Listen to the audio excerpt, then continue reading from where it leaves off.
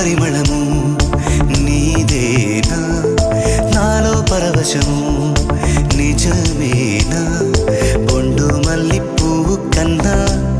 తేలికగు నీ సోకు రెండు కళ్ళు మూసుకున్నా లాగు మరి నీ వైపు సొగసును చూసి పాడగాయలా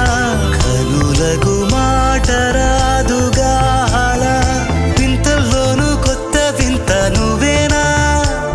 ఆ అందం అంటే అచ్చంగాను నువ్వే ఏ చిలిపి కళ్ళ